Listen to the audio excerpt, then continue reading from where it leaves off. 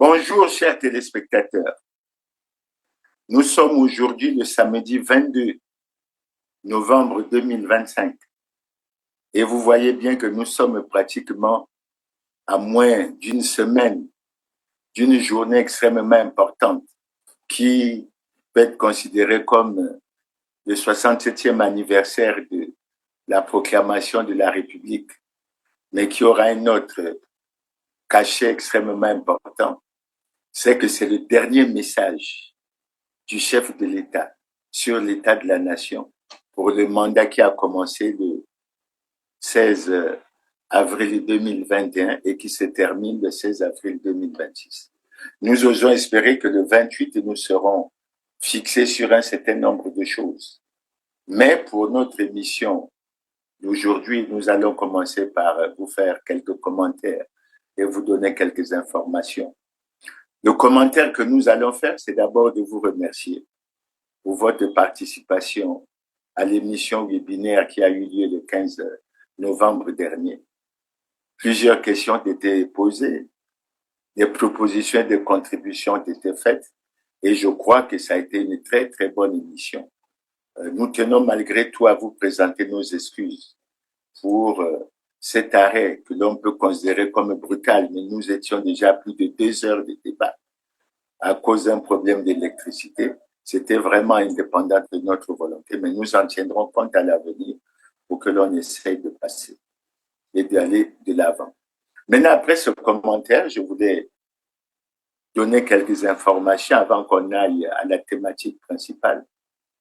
La première information que nous tenons à donner, c'est que nous sommes préoccupés en ce qui concerne les élections, sinon la gouvernance électorale.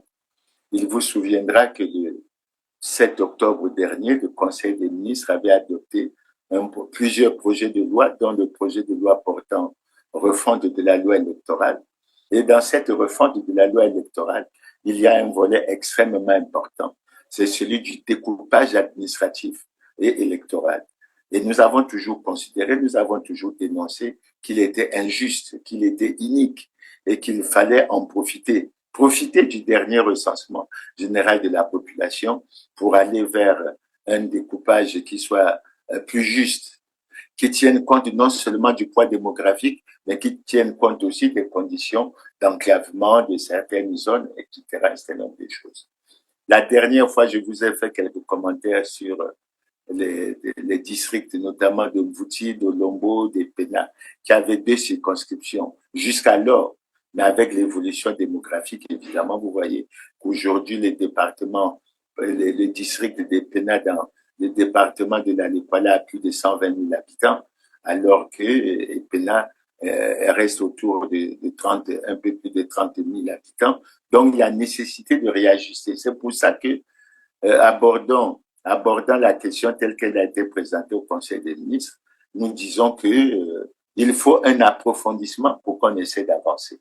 Et nous avons essayé, dans ce cas, de jeter un regard sur deux grandes localités que nous connaissons bien, puisqu'elles représentent pratiquement 58% de la population du Congo, c'est Brazzaville et Pointe-Noire. Et lorsque nous avons jeté un regard sur ces 2 localités, ces 2 grandes villes, nous avons découvert qu'il y avait des raisons réelles d'être préoccupés. Je vais vous donner quelques indications en ce qui concerne Brazzaville et vous donner les explications sur les préoccupations qui sont les nôtres. Lorsqu'on prend Brazzaville en termes législatifs à 27 circonscriptions électorales, je ne vais pas m'occuper de la dernière créée, c'est-à-dire l'île Mbamou. Je vais regarder un peu les 26 et les 26 premières. Et quand on regarde les 26 premières, qu'est-ce qu'on constate? On a par exemple Makelekele qui a 265 729 habitants, qui a 4 circonscriptions. On a Bakongo qui a 84 353 habitants, qui a 2 circonscriptions. On a Potopoto qui a 84 299 habitants, qui a 3 circonscriptions. On a Mungali qui a 161 157 habitants, qui a 3 circonscriptions. Wenze avec 183 809 habitants, qui a 4 circonscriptions. Kalangai avec 390 459 habitants, qui a 5 circonscriptions. Mfilou, avec 387 730 habitants, qui a 2 circonscriptions. Madibou, avec 272 852 habitants, qui a une circonscription. Et on a Djiri, qui a 307 848 habitants, qui a 2 circonscriptions. Quand on vous donne des chiffres, vous vous rendez compte qu'il y a véritablement un problème. Parce qu'il est difficile de comprendre que Mfilou, qui a pratiquement le même niveau de population que Talangay, alors que Talangay a 5 circonscriptions, Mfilou n'en a que 2, avec 387 730 habitants. Par contre, Poto, avec 84 299 habitants, a 3 circonscriptions. Bakongo, avec 84 353 habitants, a 2 circonscriptions. Madjibou, avec 272 000 habitants, 872 852 habitants, a une circonscription. Et vous voyez bien qu'il y a véritablement une injustice. Et il faut que ces dossiers soient regardés de fond en comble pour qu'on aille vers un découpage qui soit plus juste, qui tienne compte à la fois du poids démographique et de l'enclavement. Et s'agissant de Brazzaville, évidemment, si on devait parler de l'enclavement, je crois on peut identifier clairement. Donc, je crois que c'est très frappant, parce que rien ne justifie que Poto, avec 84 299 habitants, ait 3 circonscriptions. Et Mfilou, avec 387 730 habitants, n'a que 2 circonscriptions. Talangay, avec 390 000 habitants, pratiquement au même niveau que Mfilou, a 5 circonscriptions. Juste pour dire que ce travail de découpage électoral mérite d'être revu sérieusement, calmement, pour qu'on aille vers une approche qui tienne compte effectivement de l'équité, de la justice et qui tienne compte certainement des zones enclavées. Je crois qu'on pourra essayer de revenir sur les débats. Je crois que les mêmes observations peuvent être faites dans ce qui concerne Pointe-Noire, où vous avez l'arrondissement Emery-Patrice Lumumba, qui avec 132 484 habitants a 3 circonscriptions. Mvumvu, avec 76 995 habitants a 2 circonscriptions. Tietie, écoutez bien, Tietie, avec 303 309 habitants, n'a que 2 circonscriptions. Donc, comme on voit bien, il y a véritablement un problème au niveau de ce découpage administratif et électoral. Il faut regarder. Et cette fois-ci, nous avons l'avantage.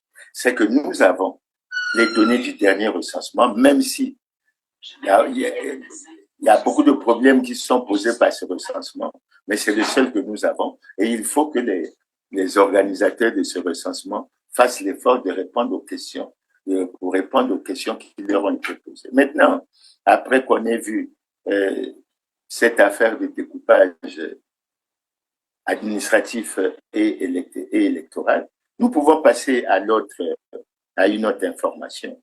L'autre information que nous allons aborder, nous allons essayer de parler de ce que nous considérons être la misère du peuple. Et à chaque fois, nous reviendrons là-dessus.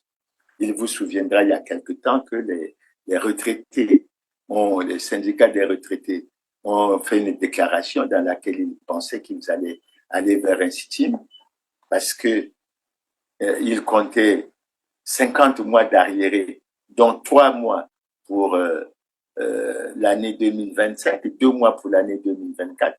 Et ils estimaient que les gouvernants n'avaient pas respecté les engagements qu'ils prenaient, que les gouvernants ne leur accordaient pas toujours la considération voulue, notamment pour faire le point sur le rapport d'évaluation de tout ce qui se passe à ces niveaux.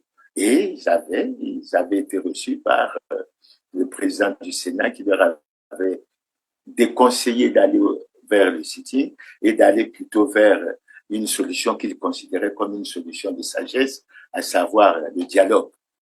Les retraités de la caisse de retraite de fonctionnaires cumulent à ce jour 5 mois de pension impayée, 2 au titre de l'année 2024, 3 pour l'année 2025. Ajoutez à cela 45 mois d'arriérés de 2016 à 2021. Essoufflés par l'irrégularité dans le paiement de leurs pensions, cette délégation des retraités est venue plaider auprès du président du Sénat, Pierre Ngolo, afin que l'inscription du paiement régulier de leurs pensions soit inclue dans le budget 2026 en cours d'examen dans les 2 chambres parlementaires. Nous attendons de ce budget qu'on refasse l'amendement, qu'on insère dans le budget de 2026 le budget de la pension. Il y avait une ligne qui était là, avec le ministre Andéli, que les autres ministres sont venus écarter. C'est la ligne qui s'appelait complément retraite. Et nous voulons qu'on reconduise cette ligne-là pendant qu'on est en train d'examiner le budget. Parce que ça a été écarté dans le budget 2024-2025. Ces retraités menaçaient de faire un sit-in le 31 octobre dernier pour revendiquer le paiement de leur pension. Une démarche non approuvée par le président du Sénat qui appelle au dialogue. C'est surtout ceux qui ont brandi la menace des sit-ins. Je voudrais obtenir que nous sortions d'ici en levant cette mesure, en privilégiant la voie du dialogue. Et mettons-nous ensemble. Les problèmes que vous soulevez sont des problèmes techniques qui doivent être traités de façon technique par les commissions permanentes. La première, c'est la commission économie et finances dont voici le président. C'est maintenant qu'on traite le budget. Le budget, c'est la sanction. La sanction qui sort du Parlement. C'est le Parlement qui fait le budget. S'il y a des choses rattrapables, on les rattrape. Le président du Sénat, Pierre Ngolo, a eu en face de lui 15 représentants de 3 plateformes syndicales de défense des droits des retraités de la CREF, notamment la Coordination nationale des associations des retraités, la Fédération des associations des retraités et l'Union pour la défense des intérêts des retraités. Ces pensionnés de la CREF ont également déploré le refus du gouvernement de les recevoir. Bon, nous sommes en train de vivre, qu'on est en train de payer un mois, mais c'est très peu pour soulager les retraités. Les retraités sont véritablement en difficulté et nous ne cesserons jamais de répéter leur situation. La plupart d'entre eux touchent leur pension à la valeur du point d'indice 160 au lieu de 300, c'est-à-dire qu'ils touchent à peu près la moitié de ce qu'ils devraient toucher comme pension, et ceci depuis 2017, en dépit de ce qu'il y a un texte qui prévoit que l'augmentation du traitement entraîne automatiquement la majoration de la pension et de la rente dans la même proportion. Donc, les retraités sont véritablement lésés. Ils ont des questions d'arriérage, ils ont des questions de différentiel, et toutes ces questions doivent être retraitées. Mais quand on regarde l'avenir, le problème que les retraités posent aujourd'hui, il est clair. Il faut que l'effort soit fait pour qu'à partir du 1er janvier 2026, non seulement que ceux qui ne touchent pas leur pension à la valeur au point d'indice 300 puissent être reconsidérés, mais en plus, il faut que cette pension soit payée de façon concomitante avec les salaires. Nous n'avons de cesse de rappeler qu'il y a un texte qui prévoit que le directeur général de la CREF doit présenter un dossier relatif à la CREF, à son ministre de tutelle, qui doit le présenter au Conseil des ministres, pour que tous ces aspects soient pris en ligne de compte, parce qu'assez souvent les retraités se posent la question, comment le ministre Andéli avait pu résoudre cette question, et que pendant qu'Andéli était là, ils n'ont pratiquement pas connu d'arrière. Donc c'est véritablement faisable. Maintenant, l'autre aspect, lorsque les gouvernants disent que le pays est en crise, oui, le pays est en crise. Mais le pays a aussi des dossiers qui doivent être exploités. On parle de la réduction du train de vie de l'État, et vous savez que j'ai fait une petite fiche dans laquelle j'ai fait apparaître qu'il n'était pas normal, par exemple, que le Premier ministre congolais gagnerait, dit-on, pratiquement 25 millions de francs par mois. Et quand on compare à ce que gagne le Premier ministre indien, pratiquement autour d'1 million 179 000, ou bien autour du président chinois qui gagnerait 1 million 39 000, on se demande pourquoi il y a la réduction du train de vie au niveau du Congo pose des problèmes. On peut également parler de la lutte contre la corruption. Ce n'est pas normal que le Congo soit l'un des pays les plus corrompus du monde, et que, de ce point de vue, il y a manque d'action. Il y a un immobilisme. Et on a constaté que les gouvernants procèdent pratiquement à la protection des responsables des scandaleux crimes économiques et financiers qui ont plongé le Congo dans le chaos et la catastrophe, et les Congolais dans la misère et dans la souffrance. Nyenya. Soki ezalaka te mokonzi te. Bango moko na moko na moko. Nakoki kotelemisa boye na lobi. Yo, ozalaka boye. Osalaka boye. Ojibakawa. Pourquoi on ne fait pas ça? On a demandé également qu'on regarde ces affaires d'audit sur un certain nombre de projets. Quant aux dossiers relatifs à ces scandaleux films économiques, ils sont connus.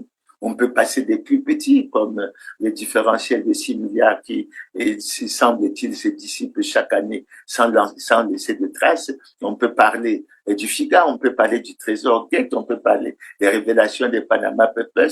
C'est pas de la fiction, c'est des dossiers réels qui existent et qui devraient être exploités pour que on peut parler des 14 000 milliards d'excédents budgétaires. Pourquoi les gouvernants ne veulent pas aborder ces problèmes? Et le faisant, ils plongent les Congolais dans la misère et dans la souffrance. Maintenant, la quatrième information que nous tenions à donner, vous savez qu'actuellement, il y a des pays où il y a véritablement tension, comme le Cameroun.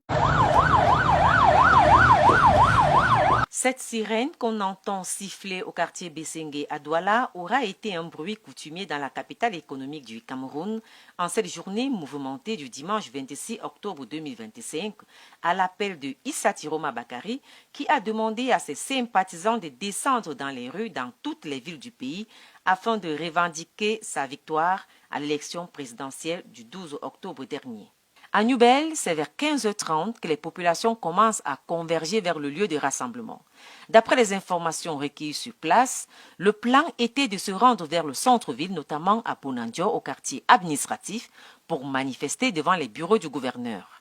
Mais la manifestation a vite viré à l'affrontement entre les populations et les forces de maintien de l'ordre qui sont arrivées sur les lieux et ont empêché les populations de sortir de la zone. Face à l'ampleur des manifestations, les gendarmes ont déployé du gaz lacrymogène avant d'appeler les renforts. Même situation du côté d'Nkololo, non loin de là, où des coups de feu ont été tirés, blessant gravement au moins 3 manifestants, d'après les témoins sur place.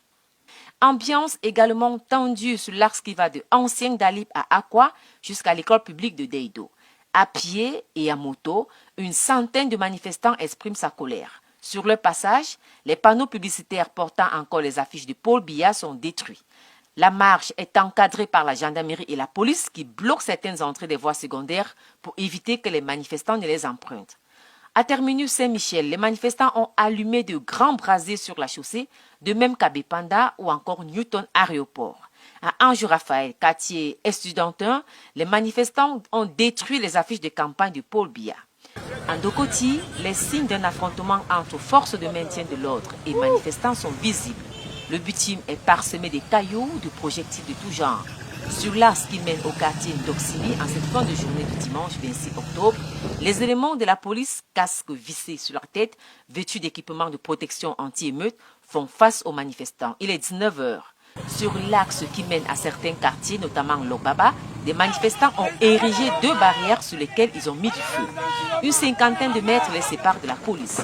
Les 2 parties se regardent en chien de faïence, munis de lattes. Les manifestants bloquent le passage des motos et somment les autres piétons de lever les 2 mains avant tout passage. De temps à autre, la police fait usage du gaz lacrymogène pour tenir les manifestants à bonne distance. D'après les riverains, c'est vers 16h que la tension a dégénéré entre les 2 parties. Ceux qui sont sortis, qui ont marché, ils n'ont effectué qu'une marche pacifique.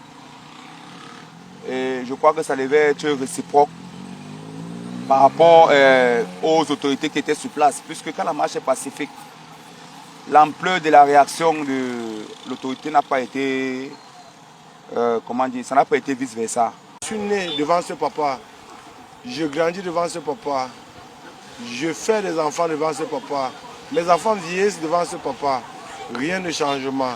Bon, aujourd'hui, nous revendiquons quoi? Il y a eu élection, il y a un gagnant. Quand il y a combat, il y a un gagnant, un perdant. Bon, pourquoi menacer le bas peuple? Nous avons quoi à y voir dans ça? Il n'y a pas eu de casse, rien. On nous jette le gaz dessus. On m'a versé le gaz sur les yeux. Là où je suis là pour le changement. On est là dehors. Là, voilà, non, ils sont de leur côté, non, nous on est de l'autre côté, non. C'est le feu, le feu. N'allez pas dire qu'il y a eu. C'est mauvais. C'est encore en bas là. On nous a qu'est-ce qu'il y a eu comment on nous a lancé les gars lacrymogènes. Parce qu'on manifeste, parce qu'on veut revendiquer nos voix. On a voté Issa Chiroma. Ça sert à rien d'arrêter les gens de manipuler les votes. On a voté Issa Chiroma. Voilà ce que j'ai, l'eau et le tissu. Les gars à l'heure sur. Normalement, à l'heure sur, on tente de pas être au marché, mais regardez comment le couloir, comment est-ce que demain va faire. Il y a des jeunes manifestants qui ont allumé du feu, comme vous pouvez le constater là, que la police est en train d'essayer de dégager, d'éteindre. Ils ont allumé le feu en criant « On a voté pour Chiroma, on veut le résultat des urnes ». Mais la police, tout doucement, a réussi à les écarter un peu et essaye d'éteindre le feu qui a été allumé ici. C'est sur le tronçon qui va à Niala, pour ceux qui connaissent bien de Koti. Cette situation a amené de nombreux vendeurs qui bondent d'habitude ce lieu à cette heure précise, vers 19h, à fermer les boutiques plus tôt que d'habitude. À ce moment, les choses se sont un peu calmées. Le carrefour, comme vous pouvez le voir, circule sans problème. Mais vous pouvez aussi le constater, à cette heure-ci, normalement, le carrefour est bondé. Il y a beaucoup de voitures, beaucoup de motos, ce qui n'est pas le cas pour le moment. Les carrefours qui étaient barricadés et on ne pouvait pas descendre vers le tunnel, ni aller du côté du palais de la justice, a donc été libéré peu à peu. Et vous pouvez donc voir les voitures qui montent et descendent, ainsi que les quelques motos qui sont encore dehors. La foule est encore là, massée là, tout autour de nous. La police derrière nous, comme vous pouvez le constater, la police anti-émeute est encore bien là avec ses équipements. Et on continue de voir que le gaz lacrymogène est toujours déversé de temps en temps et qui picote énormément de ce côté vers le tunnel de Tokoti. Annie Payep, Eric Dianga depuis Douala pour Vox Africa.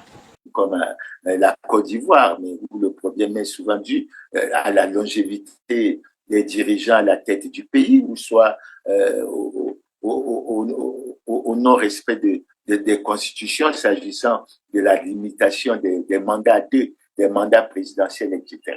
Et on a vu la mobilisation en Côte d'Ivoire avec le cri non au 4e mandat. On a vu également au Cameroun. Les Camerounais se sont levés parce que le président Biya a 92 ans et il a brigué son 8e mandat. Et vous savez bien que ça pose des problèmes parce qu'avec son ancien ministre Issa Chiroma Bakari, il y a véritablement des problèmes. Lui, il se considère comme le président élu et il considère le président Biya comme le président qui a été nommé. Donc, ces problèmes au niveau des changements de constitution, du tripatouillage, comme le président guinéen Mamadi Doumbouya l'avait dit, ça pose un problème réel et les gens doivent être tirés. Mais nous évoquons cet aspect pourquoi? Mais parce que nous avons été très heureux de découvrir la déclaration faite par le président angolais, João Lourenço, qui a déclaré que en 2027, il ne briguera pas de second mandat.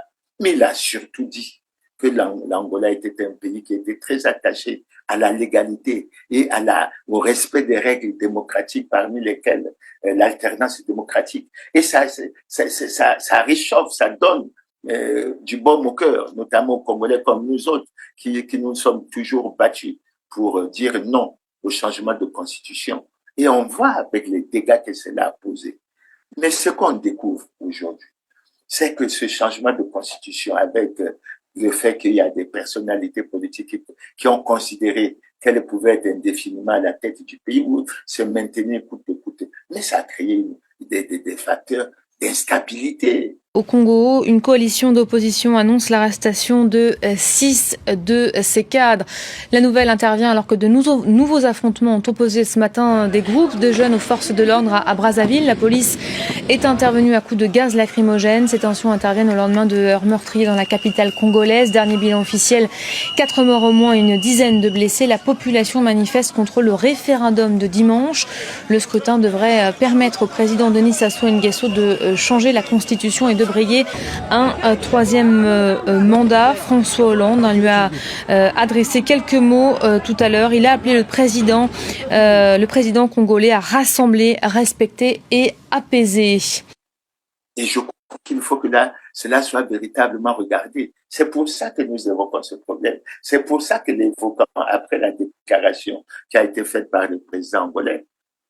Mais nous souhaitons, nous exhortons les Congolais, les gouvernants, les acteurs politiques, ceux de l'opposition, ceux de la majorité, des citoyens, à ce que l'on accorde de l'importance à cette situation et que l'on ait le courage et la volonté politique de tirer les leçons, de nous rendre compte que le changement de constitution, ce n'est pas une bonne chose. Et je crois qu'assez souvent, nous reviendrons sur ça. Donc voilà, en ce qui concerne les informations, celles que nous avons souhaité vous communiquer. S'il y en a d'autres, nous essaierons de revenir et nous allons échanger. Maintenant, nous allons passer à la thématique principale.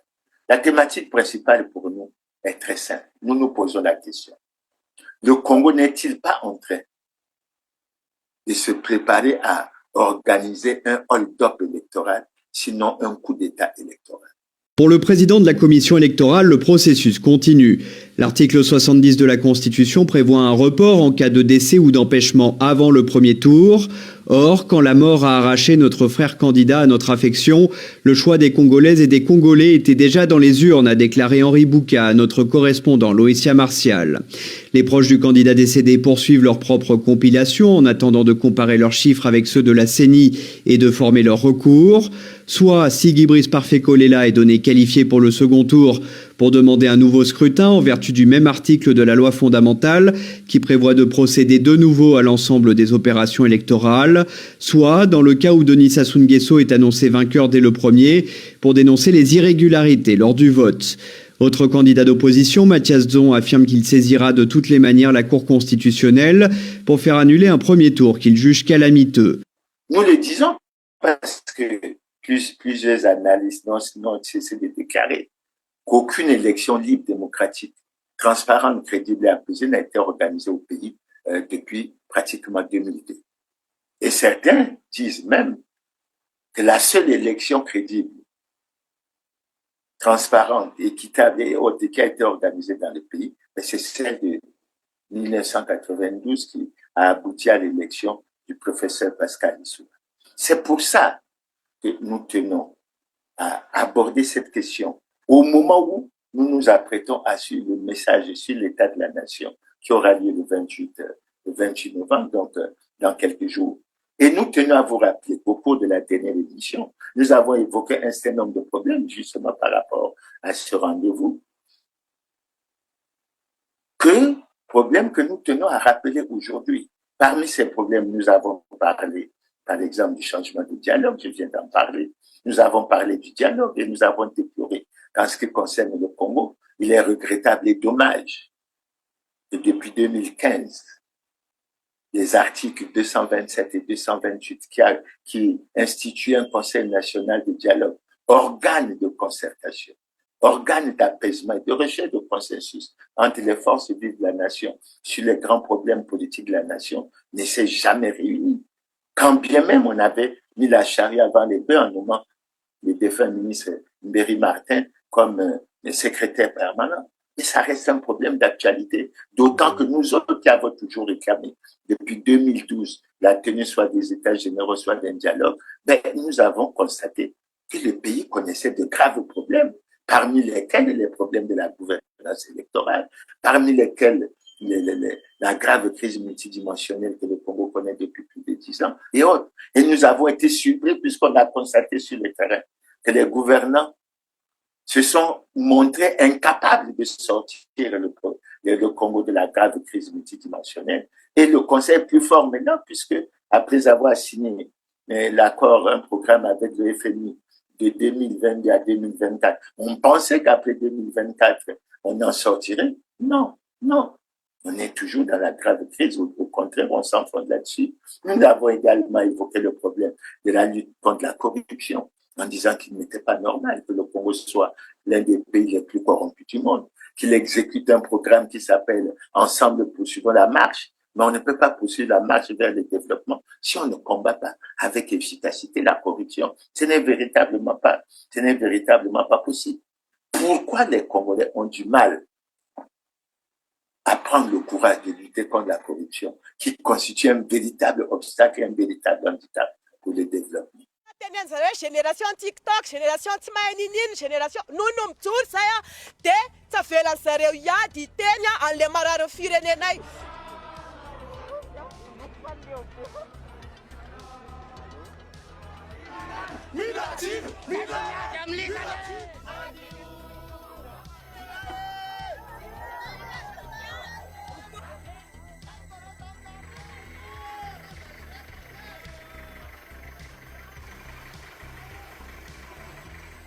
Matapanin ni Gouvernement Vovo, dia ihop Chambana Anketi, Nua Manui.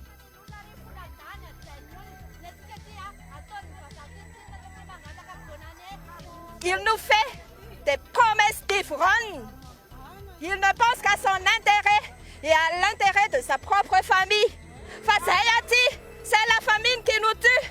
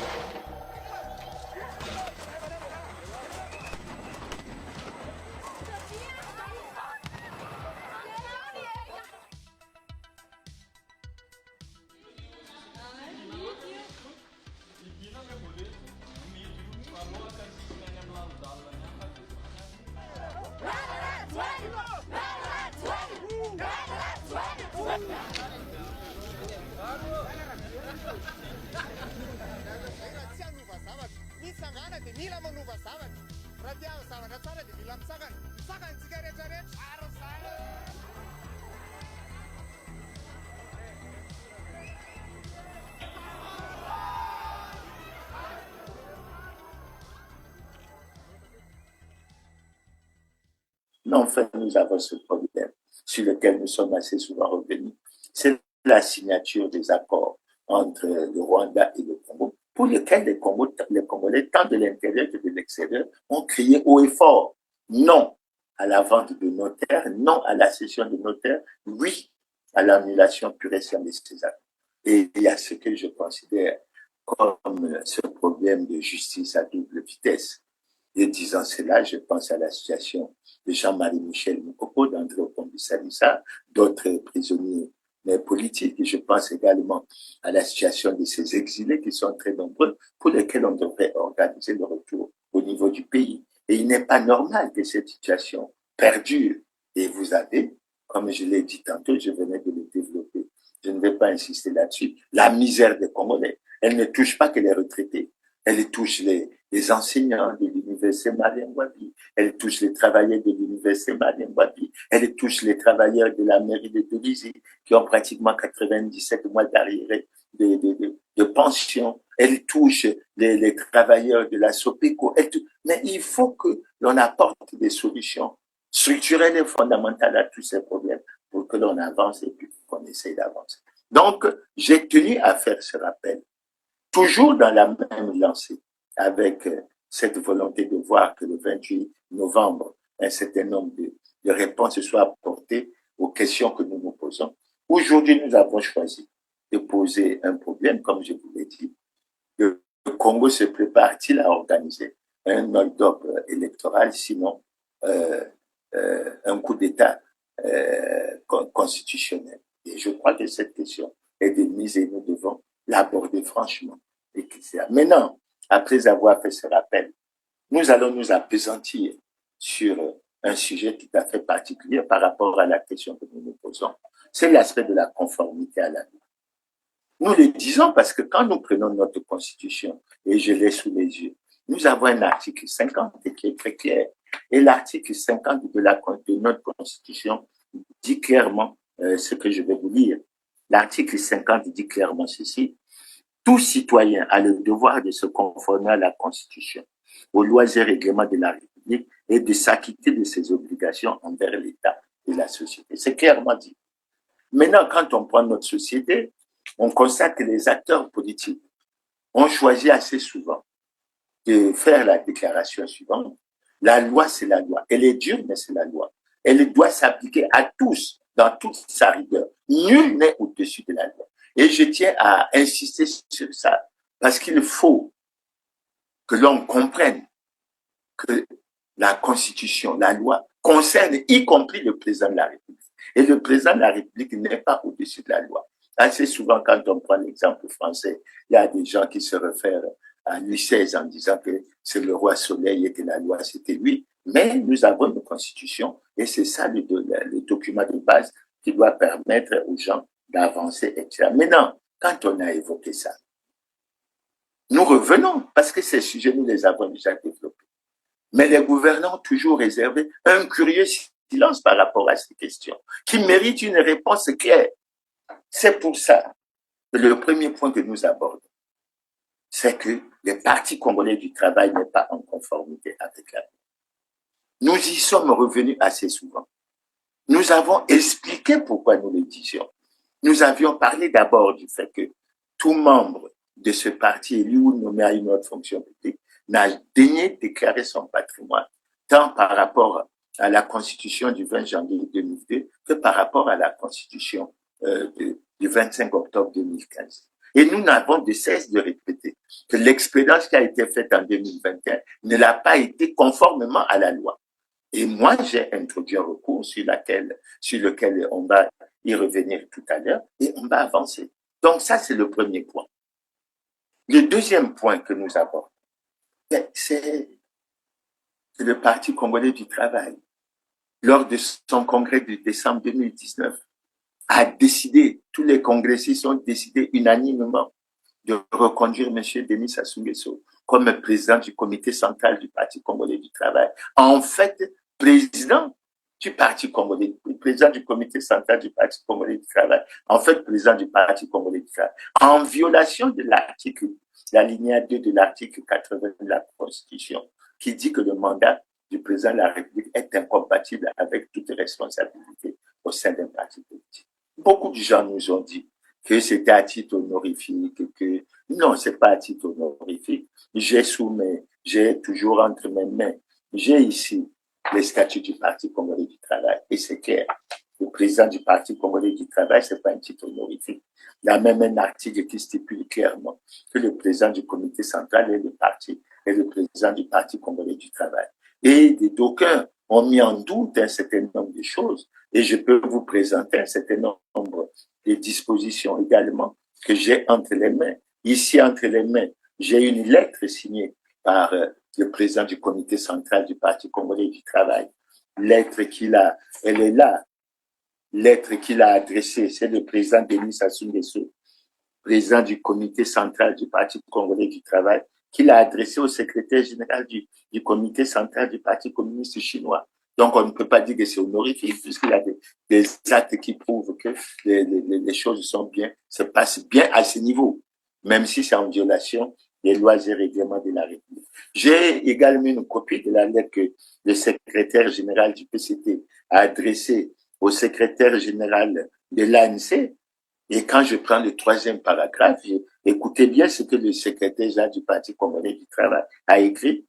Au nom du camarade Denis Sassou Nguesso, président du comité central du Parti congolais du travail, PCT, président de la République, chef de l'État, je suis heureux d'adresser mes chaleureuses félicitations à l'ANC et à son président. Donc, vous voyez bien que lorsque les gens essayent de faire de la surenchère en disant que c'est à titre honorifique, c'est pas à titre honorifique. Et nous voulons véritablement apporter la preuve. Maintenant, quand on regarde, on peut passer maintenant à la loi sur les partis.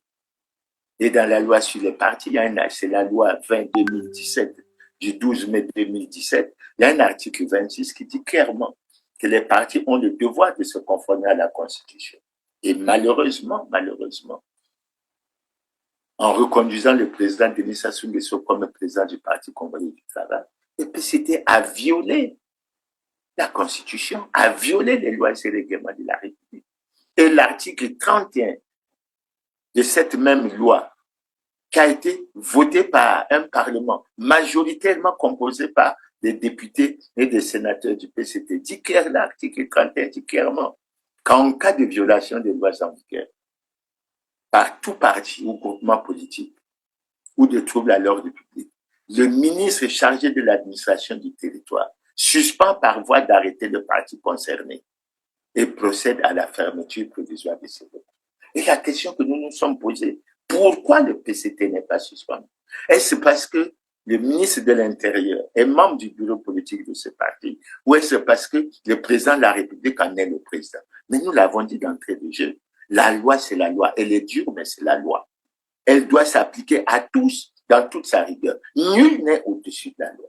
Donc au Congo, il faut que les Congolais sachent que le président de la République n'est pas au-dessus de la loi, que le Parti congolais du travail n'est pas au-dessus de la loi. Et les Congolais doivent intérioriser le fait que ce parti qui prépare soi-disant son congrès, qui est en marche vers le congrès, n'est pas en conformité avec la loi. Et ce qui va vous choquer, c'est le deuxième aspect que nous allons aborder, c'est les recours qui ont été introduits sur deux de ces problèmes. Le premier problème, c'est justement le recours qui a été introduit en juin 2020 sur l'inconstitutionnalité de l'élection qui avait reconduit le président de la République, Denis Sassou Nguesso, à la tête du Parti congolais du travail. Un recours avait été introduit en juin 2020.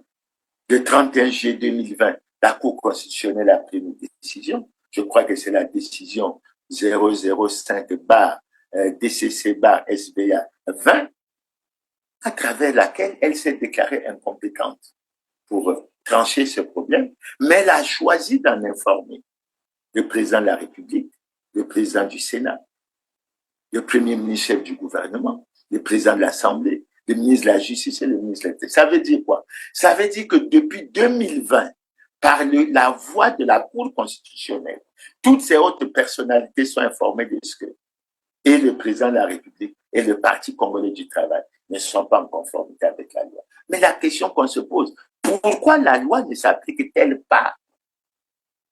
Mais une fois qu'elles ont été notifiées, pourquoi elles sont restées silencieuses? Et après, on nous parle du bon fonctionnement de nos institutions. Non. Après, on nous parle de contre-pouvoir. Non, ça n'existe pas. Le gouvernement n'a même jamais été interpellé sur ces différentes questions, sur ces différents problèmes. Et c'est véritablement une préoccupation.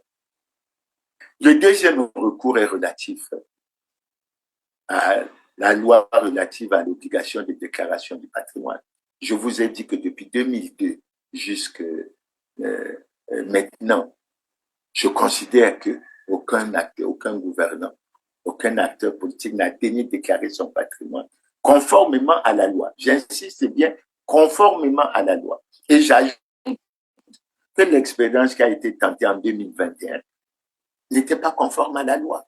Et suite à cette tentative, justement, M. Clément Mirassa a introduit un recours à la Cour constitutionnelle, toujours à la Cour constitutionnelle, qui lui a donné raison et qui a dit que l'article 6 de cette loi n'était pas conforme à la Constitution.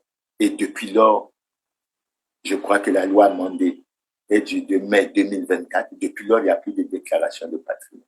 Il y a autant de déclarations, de nominations, mais plus jamais. Alors, c'est très grave. Pourquoi?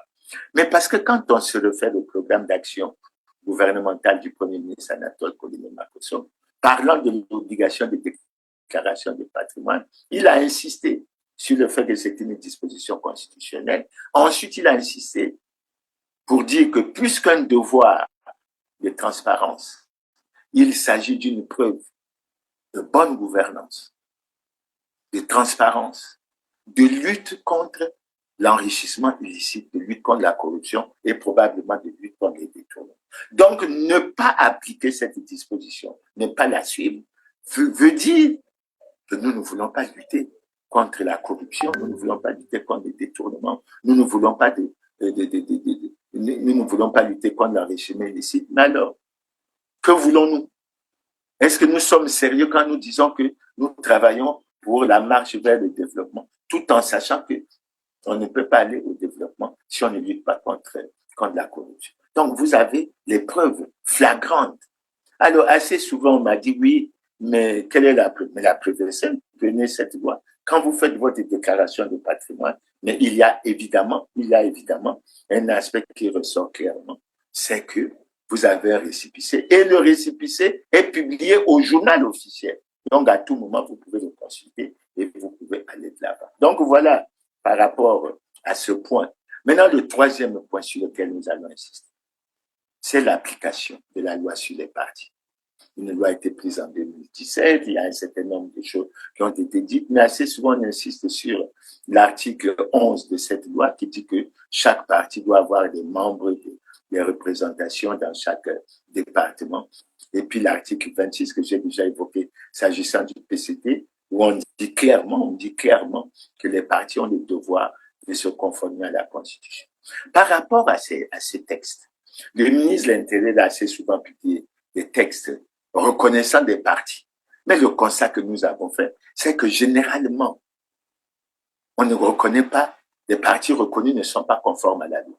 Ce qui fait apparaître quoi? Ce qui fait apparaître qu'il y a comme une volonté d'exclure de la vie et de l'animation politique de notre pays certaines personnalités et certains partis politiques, mais ce qui fait également apparaître le côté partisan, le manque de neutralité de l'administration publique. Et assez souvent, nous allons y revenir, le Parti congolais du travail, qui n'est pas en conformité avec la loi, est en tête de cette liste.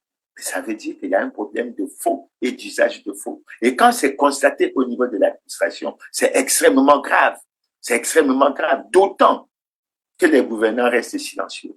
Le Parlement n'en parle pas, alors que le président du Sénat n'a cessé de répéter que la loi est votée pour être exécutée et que le Parlement se charge du contrôle. Mais toutes ces actions ne sont pas menées. Et ça crée un certain nombre de problèmes. Alors, c'est pour ça que lorsqu'on parle de ça, c'est vrai, il y a eu l'arrêté 13 205, je crois, du 21 octobre 2020. Il y a eu un texte signé par l'administration du territoire en 2000, je crois, en 2018. Mais il y a eu, c'est le plus récent, c'est l'arrêté 1726 du bar MID, bar CAB, du 30 juin 2025. Et à travers cet arrêté, le ministre de l'Intérieur et de la décentralisation a reconnu 42 partis. Mais une enquête menée sur le terrain fait ressortir que la quasi-totalité de ces partis n'était pas en conformité avec la loi, en se basant toujours sur les lois qui ont été adoptées par un Parlement largement dominé par le PCD. Et nous avons saisi, nous en avons informé le Premier ministre chef du gouvernement, parce que nous tenions à ce que deux dispositions soient prises. La première, c'est que l'arrêté soit retiré. La deuxième raison, c'est que nous avons demandé que le ministre de l'Intérieur et de la décentralisation tire les conséquences de cette situation, parce qu'on constatait par là même qu'il y avait problème. Et on découvrait qu'en fait, le ministre de l'Intérieur, qui est censé proclamer les résultats des élections, n'était pas censé proclamer les résultats tels que sortis des urnes. Et c'est ça notre inquiétude, et nous avons pensé à un scénario. Maintenant, devant le bruit, devant le tollé que tout cela a suscité, le 12 juillet, le directeur général, préfet directeur général de l'administration du territoire, a reçu les partis soi-disant non reconnus, et il leur a tenu un langage simple. Vous n'avez pas été averti, vous n'avez pas été blâmé, vous n'avez pas été suspendu, vous n'êtes pas dissous, mais continuez vos activités pour que vous deveniez conformes à la loi. Et du coup, il y a eu des réactions pour faire porter à la connaissance du préfet directeur général de l'administration du territoire que c'est bien de faire ce constat, mais que malheureusement dans notre pays, on constatait que le Parti congolais du travail et le président de la République n'étaient pas en conformité avec la loi. Et la question qui lui a été posée le 12 juillet 2025, c'était de savoir, devant cette situation, que faisons-nous? Puisque pour les partis, ils ont demandé aux partis de tout mettre en œuvre pour se conformer à la loi. On serait tenté de déduire à partir de cela et que la même invite était adressée au PCT et au président de la République pour qu'ils soient conformes aux lois et règlements de la République. Est-ce qu'ils l'ont été? Nous ne savons pas, mais nous n'avons pas eu l'information. Et ce que nous avons dit en réaction, nous avons dit, mais vous ne pouvez pas parler d'additif. On ne peut pas faire un additif à un faux. Et je crois que depuis, la situation est bloquée et que rien, absolument rien, ne fait bouger les choses. Mais il faut que les choses bougent. Il faut que les choses bougent. Alors, qu'est-ce qu'on fait? Puisque nous avons dit tantôt que la loi est dure, mais c'est la loi. Elle doit s'appliquer à tous, dans toute sa rigueur. Nul n'est au-dessus de la loi. Et les Congolais doivent comprendre que le président de la République n'est pas au-dessus de la loi. D'autant qu'il y a un article 15 qui dit que tous les citoyens sont égaux devant la loi et ont droit à la protection de l'État. Nul ne peut être favorisé ou défavorisé par rapport à son origine familiale, ethnique, par rapport à sa condition politique, ses conditions politiques, religieuses et philosophiques. Les choses sont clairement dites. Qu'est-ce qu'on fait dans ce cas? Donc, je crois qu'il y a véritablement un problème réel.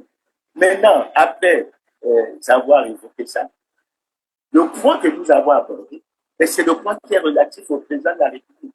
Nous avons dit que le président de la République du Congo est en situation délicate et manifeste d'incompatibilité constitutionnelle. Et le premier aspect que nous évoquons, que nous redisons puisque nous l'avons déjà dit et que vous avez dû le suivre, c'est que le président de la République n'a jamais déclaré son patrimoine, conformément aux articles 48 de la Constitution du 20 janvier 2002 et 55 de la Constitution du 25 octobre 2015, selon lesquels tout citoyen élu nommé à une autre fonction publique doit déclarer son patrimoine lors de la prise de fonction et à la cessation de celle-ci, conformément à la loi. Et nous n'avons de cesse de dire que le président de la République n'a pas déclaré son patrimoine en 2002, il n'a pas déclaré son patrimoine en 2009, il ne l'a pas fait en 2016, il ne l'a pas fait en 2021. Alors qu'est-ce qu'on fait?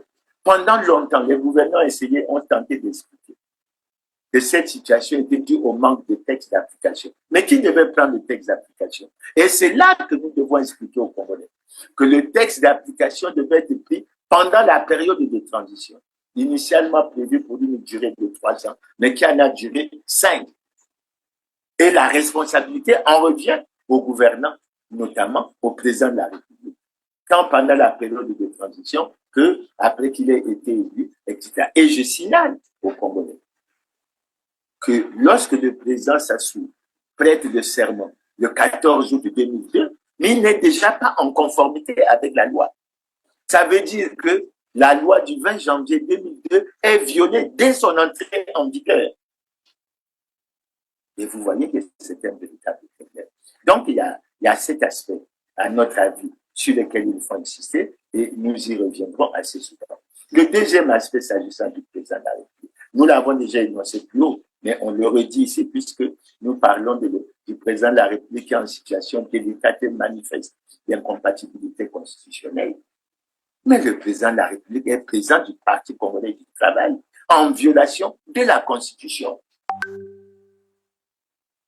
Alors, quand je me réfère à l'article 50, que j'ai énoncé tantôt, comme quoi tout citoyen a le devoir de se conformer à la Constitution, lois et règlements de la République, je me réfère à l'article 55, je me réfère à l'article 80, mais la déduction est simple.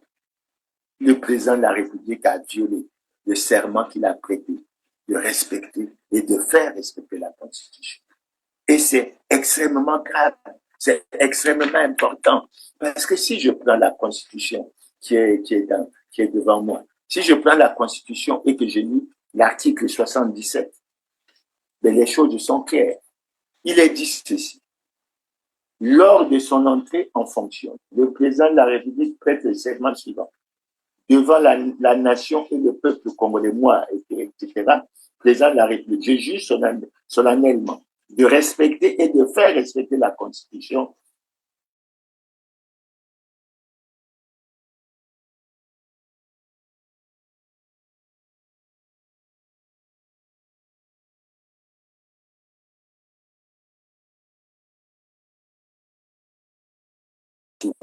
et l'indépendance nationale. Et il est ajouté, c'est ça qui est tout aussi important, le serment est reçu par la Cour constitutionnelle en audience publique et solennelle en présence de l'Assemblée nationale, du Sénat et de la Cour suprême. Donc, quand nous lisons ça, il est bon que la Cour suprême soit informée, puisque c'est elle qui a reçu le serment. Il est bon que la Cour suprême constitutionnelle soit informée de ce que le président de la République n'a pas respecté le serment qu'il a prêté. Et c'est véritablement préoccupant. Mais ça ne s'arrête pas là.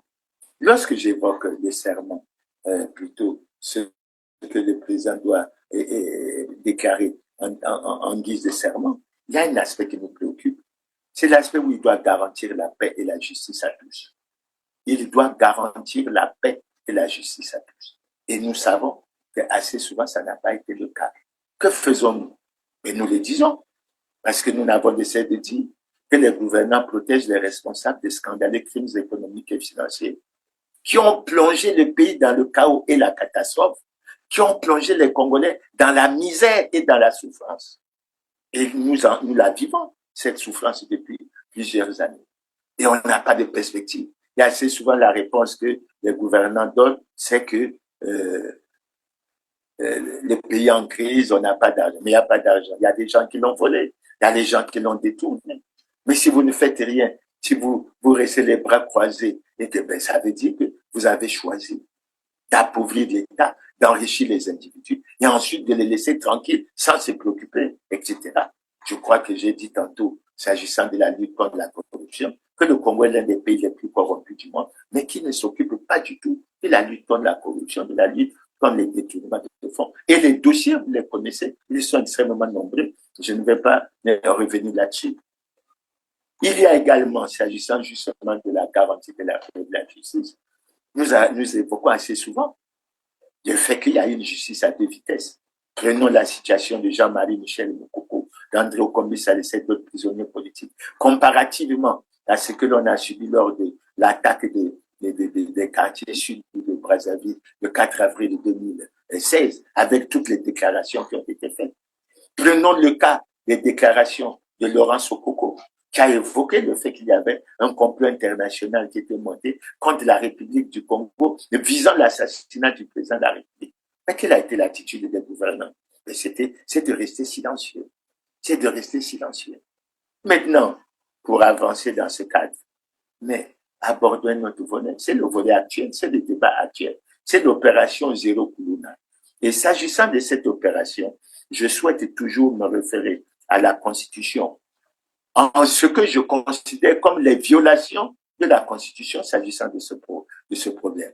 Et c'est pour ça que je vais solliciter votre indulgence pour que vous me permettez de lire de façon intégrale un peu ces articles, pour que l'on comprenne bien que nous sommes en pleine violation des dispositions de la Constitution. Et alors on se pose la question, mais on a fait changer la Constitution, soi-disant, pour faire évoluer les institutions. Est-ce qu'on a changé de Constitution pour permettre aux gouvernants de la violer dans l'impunité totale? J'ai dit non.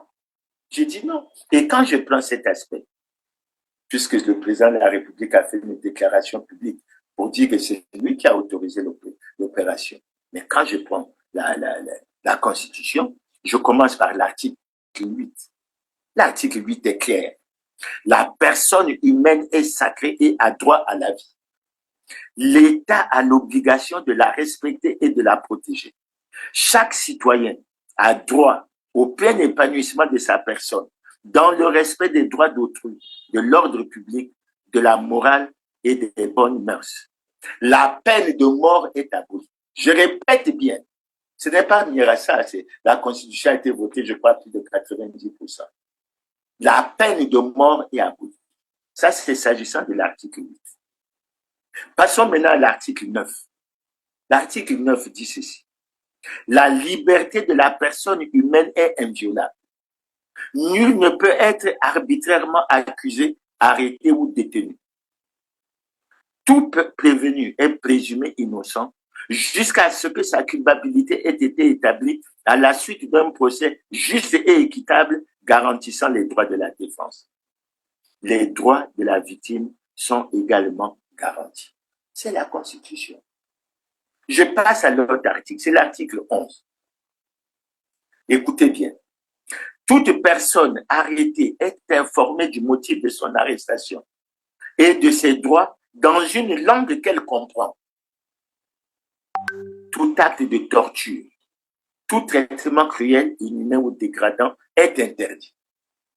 Le pouvoir judiciaire, gardien des libertés individuelles, assure le respect de ce principe dans les conditions fixées par la loi. J'insiste encore une fois là-dessus. Et je vais terminer ce créneau-là sur l'article 205 relatif à la force publique. Il dit ceci. La force publique est apolitique. Elle est soumise aux lois et règlements de la République. Elle est instituée dans l'intérêt général. Nul ne doit l'utiliser à des fins personnelles.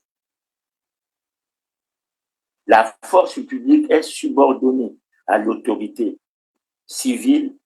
Elle n'agit que dans le cadre des lois et règlements les conditions de sa mise en œuvre sont fixées par la loi. Je crois que lorsqu'on on relit tous ces articles, on se rend compte que nous avons un véritable problème. C'est le problème du respect de la Constitution. Et nous allons y revenir. Parce que j'ai dit tantôt que les gouvernants et les acteurs politiques n'ont quasiment pas respecté la Constitution du 20 janvier 2002. Ils n'ont pas respecté la Constitution du 25 octobre 2015. La question qu'on peut se poser, y a-t-il une Constitution que les gouvernants et les acteurs politiques congolais peuvent respecter? Et je crois que ce débat est un débat très important. C'est un débat très fort. Parce que si nous ne respectons pas nos lois et règlements de la République, pouvons-nous parler de paix? À mon avis, ce serait un non-sens, ce serait un paradoxe. Et il faut que nous avancions. Maintenant, je vais essayer de faire une incursion toujours par rapport aux aspects qui touchent au président de la République. C'est le fonctionnement des institutions. Et en cela, il y a l'article 64. Et dans l'article 64, je vais lire l'alinéa 3 qui dit ceci. Le président de la République est garant du fonctionnement régulier des pouvoirs publics et de la continuité de l'État. Je l'évoque pourquoi? Parce que assez souvent, on déclare que nos institutions fonctionnent bien. Et je me tiens à penser à ce que le président Barack Obama avait déclaré, je crois que c'était au Ghana, en disant que on n'a pas besoin des hommes forts, on a plutôt besoin des institutions fortes. Et on peut se poser la question en réalité de savoir si les institutions congolaises sont fortes. Mais je vais en prendre déjà en exemple 2 ou 3. La première que je prends en exemple, c'est la Cour constitutionnelle elle-même. Parce que j'ai relu le serment que les membres de la Cour constitutionnelle prêtent au moment où ils sont installés. Et j'ai découvert que ce serment n'est pas respecté. Parce que les membres de la Cour constitutionnelle, tout comme ceux du Conseil supérieur de la liberté de communication, ont prêté le serment de respecter la Constitution. Mais dans les faits, qu'est-ce qu'on constate? Les membres de ces institutions n'ont pas daigné déclarer leur patrimoine tant lors de la prise de leur fonction qu'à la cessation de celle-ci. Et si on approfondit la réflexion, ça peut toucher d'autres institutions. Mais j'évoque ces deux-là pourquoi? Mais parce que ces deux ont un rôle extrêmement important à jouer au niveau de l'organisation de l'élection qui doit permettre que l'on puisse avancer et que l'on puisse aller de l'avant. C'est pour ça que dans le tableau qui nous permet de décrypter le fait que le président de la République n'est pas en conformité avec la loi, nous voulions évoquer ces articles parce que nous ne voulions pas nous appuyer sur la langue de bois. Nous voulons nous appuyer sur le droit pour que le droit soit dit et pour nous rendre compte que nous sommes véritablement indifférents. Donc voilà la situation s'agissant du président de la République. Maintenant, le point suivant que je pourrais évoquer, mais de façon assez sommaire parce que ultérieurement nous pourrons y revenir, c'est la gouvernance électorale. Et nous allons parler de la gouvernance électorale en 4 points, rapidement. Le premier point, on a organisé des concertations politiques de 2009 à Brazzaville jusqu'à 2022 à Ouando, sans base juridique, en espérant nous pencher sur les questions de gouvernance électorale. S'agissant des recommandations, nous insistons sur une des recommandations, par exemple, qui a été prise à Evo, à travers laquelle on recommandait au gouvernement l'inscription dans un timing précis des opérations préélectorales et électorales pour éviter la précipitation. Mais on est dans la précipitation. Et ensuite, l'autre problème, mais l'opération des révisions des listes électorales, elle a lamentablement échoué. Et tout le monde en est conscient aujourd'hui. Et pour terminer sur ce créneau, et c'est ça qui est plus important, le président du Parti congolais du travail ne peut pas organiser une élection libre, démocratique, transparente, crédible et apaisée. Et c'est ça l'un des problèmes au niveau du respect des lois et règlements de la République. Donc voilà, chers compatriotes, un peu le tour d'horizon qu'on a fait sur cette question. Le faisant, nous allons passer à la conclusion. Et en conclusion, nous allons dire ceci. Plusieurs analystes politiques estiment qu'au Congo, depuis 2002, aucune élection libre, démocratique, transparente, crédible et apaisée n'a été organisée. Et c'est véritablement dommage. Certains disent même que la seule élection libre, démocratique, transparente, crédible et apaisée qui a été organisée dans le pays, c'est celle qui s'est tenue en 1992. Et c'est véritablement dommage. Et à travers tout le bref aperçu que je viens de vous faire, vous vous rendez compte effectivement que la plupart de ces élections ont été organisées dans l'irrespect total des lois et règlements de la République. C'est pour ça qu'à chaque fois que nous le ferons, nous allons rappeler les déclarations de l'opposant Denis Sassou Nguesso en 1992, lorsqu'il déclare ceci. Cependant, est vrai le fait que jamais nous n'accepterons que la Constitution soit violée. Lorsque la Constitution est violée, les démocrates ne doivent pas l'accepter. Jamais, jamais, nous n'accepterons qu'elle soit organisée des élections hors la loi. Et c'est là la question fondamentale. L'élection de 2026 va-t-elle être organisée dans l'irrespect des lois et règlements de la République, c'est-à-dire que ce sera une élection hors la loi, oui ou non?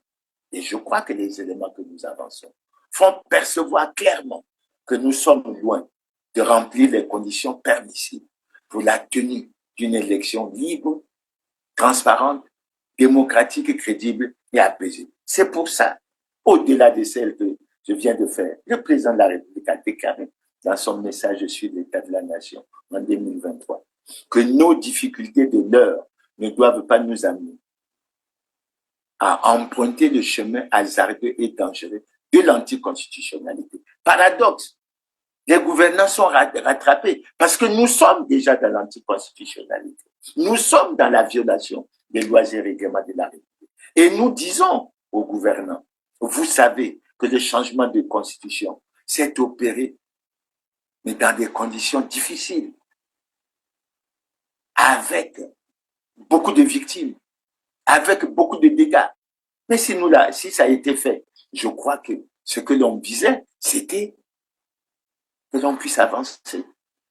Malheureusement, le Congo est toujours classé comme un pays à régime autoritaire, c'est-à-dire une dictature, et ça ne peut pas nous permettre d'avancer. Et c'est pour ça que nous devons attacher du prix au livre de Jean-Louis Debré, ce que je ne pouvais pas dire, dans lequel il a révélé clairement qu'en fait, le changement de constitution n'était pas motivé par la volonté de faire évoluer les institutions, mais c'était motivé par la volonté de tout mettre en œuvre pour que coûte que coûte le président Sassou se maintienne au pouvoir. Et c'est cet état d'esprit qui demeure.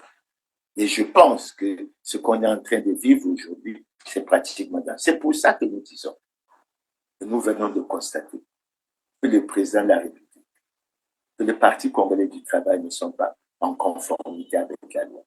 Nous constatons qu'à travers la démarche qui a été amorcée, il a été recommandé à tous ceux qui n'étaient pas en conformité avec la loi d'être en conformité avec la loi. Mettre en conformité avec la loi pour le président de la République, ça suppose que le Parti congolais du travail soit sanctionné. Parce qu'il n'y a aucune raison que le Parti congolais du travail ne soit pas sanctionné. Et on découvre que les gouvernants n'ont pas respecté la Constitution du 20 janvier 2002. Ils n'ont pas respecté la Constitution du 25 octobre 2015, ce qui nous conduit à la conclusion que véritablement il n'y a aucune constitution qu'ils peuvent respecter, même s'il y a des bruits comme quoi on veut créer des postes de vice-président, tout ça. En fait, la constitution congolaise est violée dans l'impunité totale par les gouvernants de façon quasi permanente et ce n'est pas du tout intéressant. C'est pour ça que nous disons, arrêtons de rechercher coûte que coûte à se maintenir au pouvoir. Le Congo est aujourd'hui un pays en danger. Et il faut que nous apportons chacun de nous sa contribution pour le sauver. J'entends parler d'un dialogue qui aura lieu à Djambala. Il semblerait, d'après les rumeurs, qu'on va aller vers une transition. Qu'on va aller. Est-ce qu'elle sera suffisamment préparée? Qu'est-ce que ça donnera? Est-ce que ça se fera dans l'irrespect des lois et règlements? Nous ne le savons pas. Et nous disons, préoccupons-nous du Congo. Ayons un amour pour le Congo. Tout ce qui se passe jusqu'à présent, se passe dans l'irrespect des lois et règlements de la République. Œuvrons pour l'amour de ce pays. Mais nous avons tenu, chers téléspectateurs, à vous faire la démonstration, à vous donner les éléments pour faire apparaître. Le président de la République n'est pas en conformité avec la loi. Que faisons-nous? Que faisons-nous? Et je crois que c'est la question à laquelle les Congolais doivent répondre pour l'instant. Et c'est là que je vais terminer. Tout se fait en fait en préparation d'un hold-up électoral, d'un coup d'État constitutionnel. Et ce n'est pas à l'honneur du Congo. J'ose espérer que les gouvernants tiendront compte de ce que nous avons dit. Et que le 28 novembre, nous aurons les réponses, sinon la réponse aux préoccupations qui sont les. C'est sûr, sachez, téléspectateurs, que je termine et que je vous donne rendez-vous à la semaine prochaine. Je crois que nous serons le 29, c'est-à-dire au lendemain du message sur l'état de la nation du président de la République. Merci beaucoup pour votre attention et à bientôt. Merci.